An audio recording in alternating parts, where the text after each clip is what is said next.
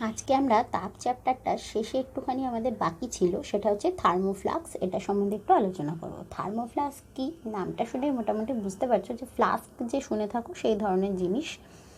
কোনো মানে যদি মনে করো কোনো গরম বস্তু ওর মধ্যে রাখবো, তাহলে অনেকক্ষণ ধরে সেটাকে আমরা উষ্ণ রাখতে পারি, আবার কোনো ঠান্ডা জিনিস রাখলে অনেকক্ষণ ধরে সেটাকে আমরা ঠান্ডা রাখতে পারি। এই ধরনের জিনিসকে আমরা থার্মোফ্লাস্ক বলে থাকি। একজন বিজ্ঞানী এই থার্মোফ্লাস্কটা আবিষ্কার করেন, যার নাম হচ্ছে জেমস ডেওয়ার। ওনার নাম অনুসারে একে ডেওয়ার ফ্লাস্কও বলা হয়। যেমন এখানে যদি আমরা অনেকক্ষণ ধরে ঠান্ডা জিনিস রেখে দিই সেটা ঠান্ডাই থাকবে, আর গরম জিনিস রেখে দিলে গরম থাকবে।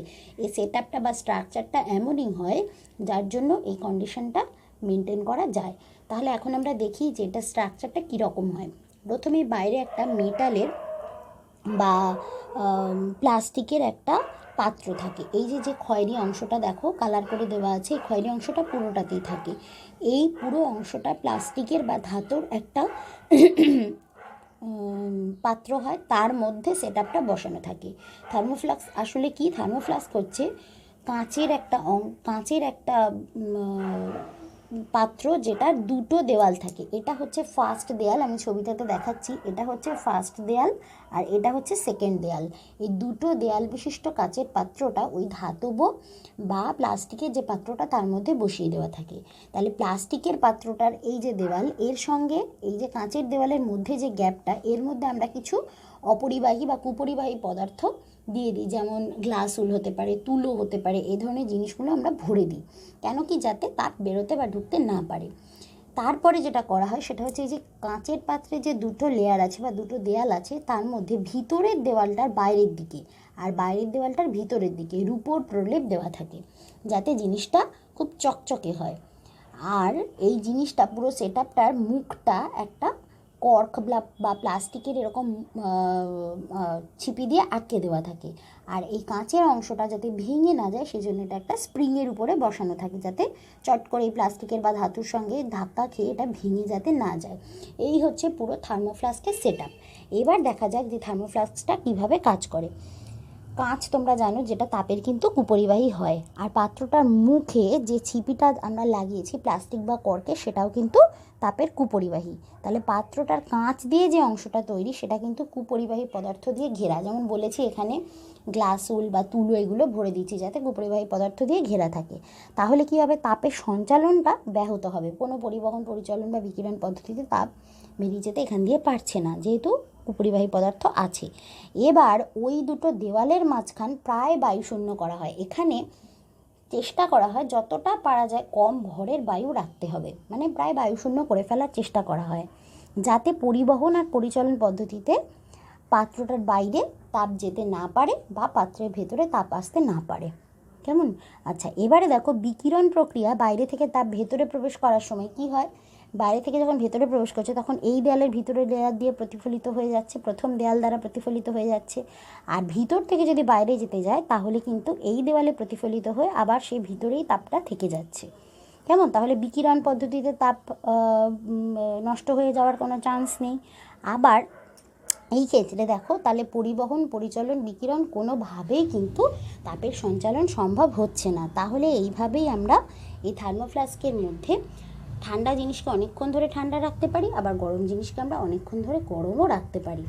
হ্যাঁ, তার প্রধান কারণ হচ্ছে যে এখানে আমরা রূপোর প্রলেপ দিয়েছি বিকিরণ পদ্ধতি আটকানোর জন্য, এখানে কুপরিবাহী পদার্থ দিয়েছি, এমনকি কাঁচটাও কুপরিবাহী এবং তার মুখের যে ছিপিটা সেটাও কুপরিবাহী, যাতে সব কিছু দিয়েই আমরা তাপের প্রবাহের সমস্ত পদ্ধতিগুলোকে আটকে দিতে পারি। এই হচ্ছে থার্মোফ্লাস্ক। এটার কিন্তু ছবি আঁকা এবং তার গঠন এবং কার্যপ্রণালী সম্বন্ধে কিন্তু তোমাদের একটা আইডিয়া থাকা দরকার। এবার পুরো এই তাপের চ্যাপ্টারটার উপরে আমি কিছু কোশ্চেন করে দিয়েছি, এছাড়াও আরও প্রচুর কোশ্চেন হতে পারে, সেগুলো একটু বই পড়বে। মোটামুটি আমি কোশ্চেনগুলো চেষ্টা করেছি করে দেওয়ার। যেমন দেখো, প্রথম কোশ্চেন হচ্ছে, বস্তুর উষ্ণতা পরিবর্তনের জন্য গৃহীত বা বর্জিত তাপের পরিমাণ কী কী বিষয়ের উপর নির্ভরশীল? কোন কোন বিষয়ের উপর নির্ভর করে? 2 নম্বর, 50 গ্রাম ভরের অ্যালুমিনিয়ামের বস্তুর উষ্ণতা 40 ডিগ্রি থেকে 60 ডিগ্রি সেন্টিগ্রেড পর্যন্ত বৃদ্ধি করা হলো। 20 গ্রাম ভরের তামার উষ্ণতা 35 থেকে 95 ডিগ্রি সেন্টিগ্রেড পর্যন্ত বৃদ্ধি করা হলো। কার ক্ষেত্রে বেশি তাপের প্রয়োজন হবে এবং কত বেশি? এখানে অ্যালুমিনিয়াম এবং তামার আপেক্ষিক তাপটা আমি তোমাদের দিয়ে দিয়েছি, এখান থেকে ক্যালকুলেশন করতে হবে। 3 নম্বর গলনাঙ্ক আর হিমাঙ্কের মধ্যে তুলনা করো। গলনাঙ্ক আর হিমাঙ্কের মধ্যে কী কী তফাৎ দেখতে পাও সেগুলো লিখতে হবে। 4 নম্বর তরল মোমে অবশ্যই তুলনাটা তোমরা চেষ্টা করবে ট্যাবুলার ফর্মে করতে, মানে দাগ কেটে দু প্রান্তে যেভাবে পার্থক্য লেখো সেভাবে ট্যাবুলার ফর্মে করার চেষ্টা করবে। 4 নম্বর তরল মোমের মধ্যে কঠিন মোমের টুকরো ফেললে সেটা ডুবে যায়, কিন্তু জলে বরফ ফেললে তা ভাসে কেন?